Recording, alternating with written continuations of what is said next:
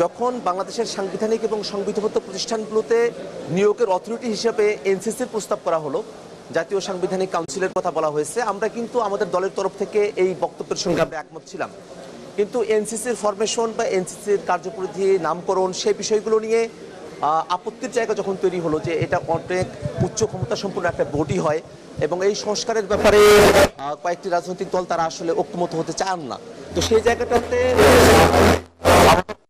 তারা কিন্তু ফ্লেক্সিবল হয়ে এনসিসির নামকরণটা থেকে সরে এসে তারা সাংবিধানিক এবং সংবিধিবদ্ধ প্রতিষ্ঠানগুলোতে নিয়োগের একটা কমিটি হিসেবে তারা একটা ফরমেশন আমাদের কাছে উত্থাপন করেছেন এবং সেখানেও মোটা তাকে 9-10টা প্রতিষ্ঠান ছিল। সেখান থেকে তথ্য কমিশন, মানবাধিকার কমিশন, অ্যাটর্নি জেনারেল বা 3 বাহিনী প্রধান, এরকম আরও কয়েকটা বিষয়, সেগুলোকে কিন্তু এর আওতা মুক্ত করা হয়েছে। পরবর্তীতে শুধুমাত্র নির্বাচন কমিশন, তার সাথে সরকারি কর্ম কমিশন, দুর্নীতি দমন কমিশন, মহাহিসাব নিরীক্ষক, ন্যায়পাল, এই 5টা বিষয়কে এই নিয়োগ কমিটির মধ্যে দিয়ে এটাতে নিয়োগ সম্পূর্ণ করা হবে, সেই কথা বলা হলো। এর আগের একটা মিটিংয়ে যেদিন আমরা এই আলোচনাটা করলাম, সেদিন বিএনপির তরফে তারা তাদের দলীয় পজিশন পরিবর্তন করে নির্বাচন কমিশনের ব্যাপারে তারা একমত হয়েছেন, আমরা সেটাকে সাধুবাদ জানিয়েছি। কিন্তু সেদিনই তারা বলেছিলেন যে তারা নির্বাচন কমিশনের ব্যাপারে তারা একমত, কিন্তু বাকি 4টা বিষয় যদি আলোচনা হয় তাহলে তারা সেই আলোচনায় অংশগ্রহণ করবেন না। এবং সে মতেই আজকে যখন আলোচনাটা শুরু হয়েছে দুর্নীতি দমন কমিশন, মহাহিসাব নিরীক্ষক, তারপরে পাবলিক সার্ভিস কমিশনের বিষয়গুলো নিয়ে, তখন তারা এই আলোচনা থেকে ওয়াকআউট করেছেন।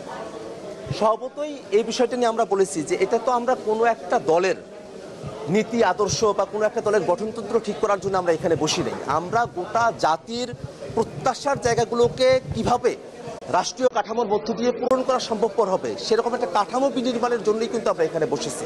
আমরা এখানে সংস্কারের বিষয়গুলো নিয়ে কথা বলছি। যদি কারো কাছে মনে হয় যে পিএসসিকে, সরকারি কর্ম কমিশনকে, দুর্নীতি দমন কমিশনকে সেটা আগে যেভাবে নিয়োগ হতো সেভাবে নিয়োগ হলেই জাতির জন্য ভালো, তাহলে তারা সেটা যুক্তি দিয়ে উপস্থাপন করবেন।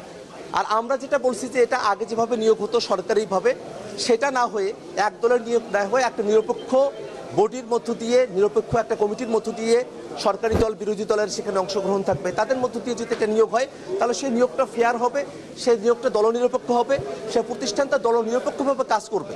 নির্বাচন কমিশন আসলে তারা আসলে ক্ষমতায় আসতে পারেন না এতদিন, যেগুলো আছে আর কি সেগুলো আসলে একতরফাভাবে হয়ে গেছে, তারা এটাতে ভুক্তভোগী হয়েছে নির্বাচনের কারণে। এই কারণেই শুধু নির্বাচন কমিশনের ব্যাপারে দলনিরপেক্ষ বডি হবে, সেটাতে তারা একমত হবেন।